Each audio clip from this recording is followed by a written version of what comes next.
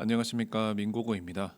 오늘 같은 경우는 신형 셀토스에 대해서 가격표를 한번 알아보는 시간을 가지려고 합니다. 제가 내일 같은 경우 압구정에서 셀토스 프리뷰 행사가 있어요. 그 행사에 참여하게 됐는데 저는 17시에 구경을 합니다. 그 전에 이제 여러분들과 함께 이 신형 셀토스 예습 한번 할 겸 제가 추천하는 트림 그리고 옵션 구성을 좀 말씀드리려고 해요.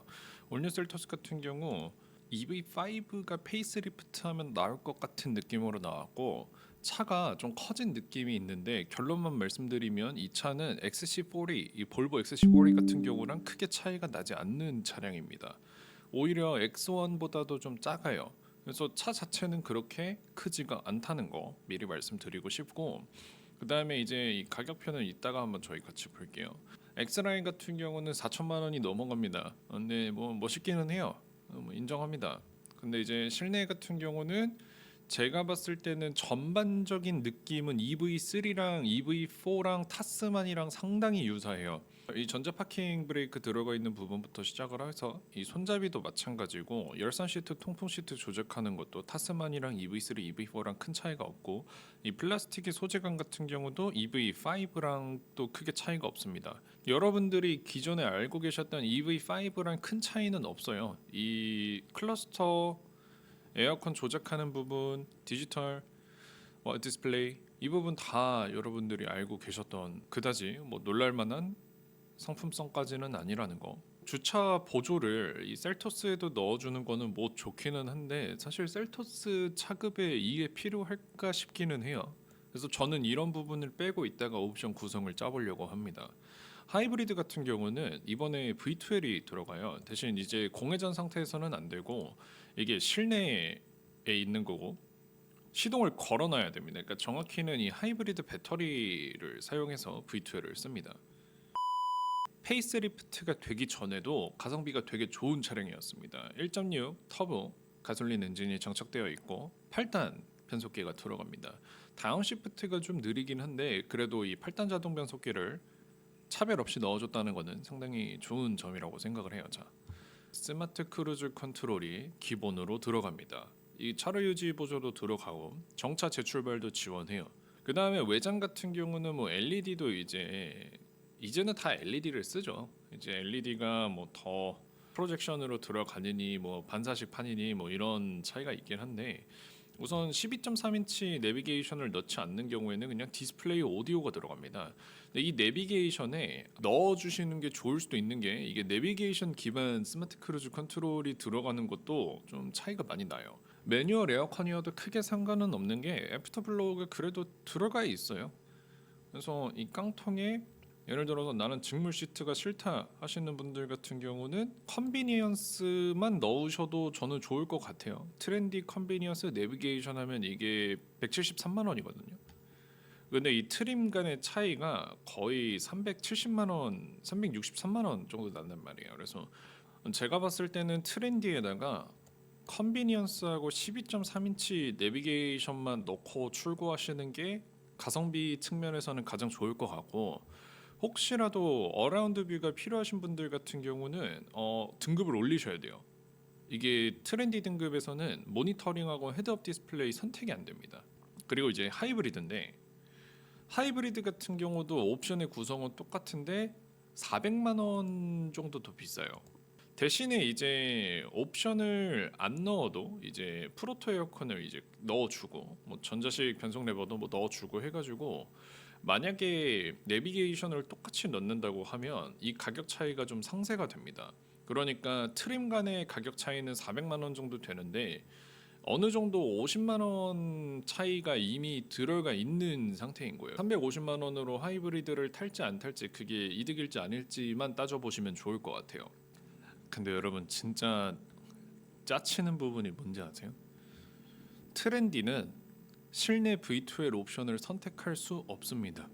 하이브리드를 사시려는 분들 중에 실내 V2L 때문에 아마 구매를 하고 싶으신 분들도 있을 텐데 저는 이거는 기아가 기아했다고 생각을 해요.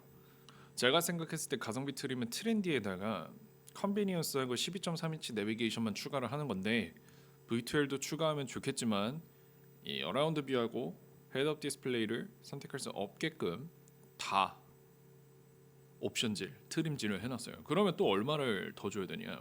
310만 원을 더 태워야 합니다.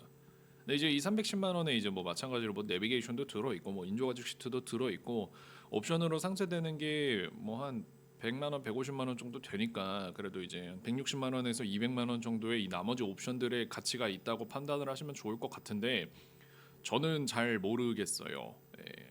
그러니까 욕심이 나시는 분들 같은 경우 내가 이제 동승석 시트도 넣어야 되겠고 내가 워크인도 넣고 싶고 뭐 디지털 키도 넣고 싶고 하시면 솔직히 전 이 돈이면 W급 차를 보는 것도 좋을 것 같습니다. 스포티지도 어느 정도 옵션을 타협해서 살만한 가격대가 되기 때문에 셀토스는 역시 3천 언더로 끊는 차가 가장 좋은 것 같아요. 아무리 생각을 해도.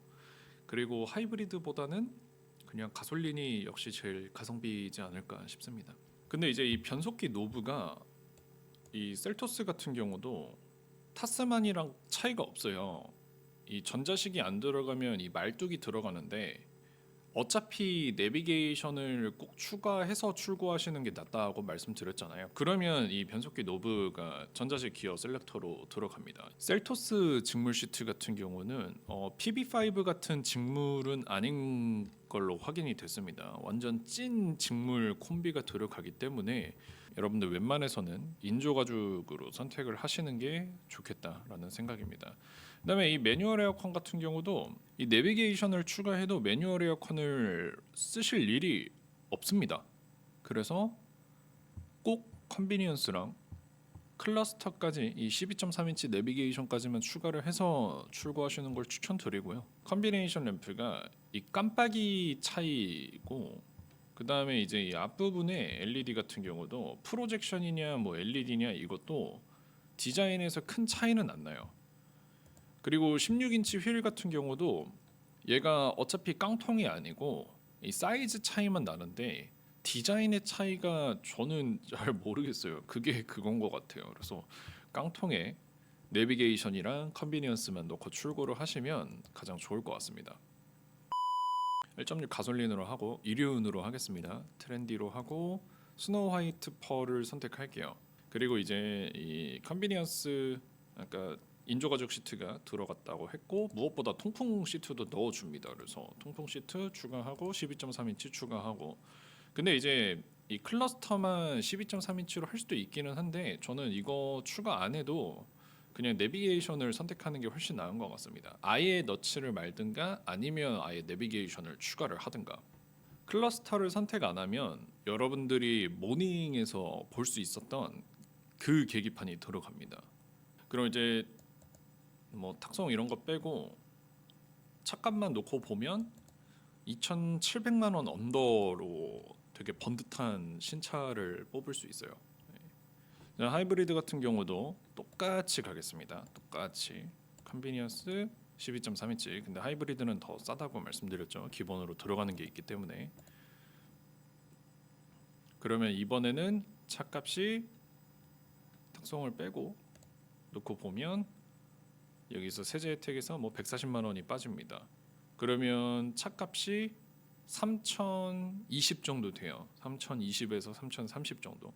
니로가 너무 네모반듯한 느낌이어가지고 SUV 느낌 나는 걸 타고 싶다 하시면 저는 셀토스 추천드립니다. 조선의 볼보 XC40가 생긴 느낌이에요. 디자인도 이렇게 뭔가 좀 볼보처럼 살짝 각진 느낌이 나는 것 같기도 하고 개인적으로 되게 괜찮은 차가 나왔다고 생각을 합니다.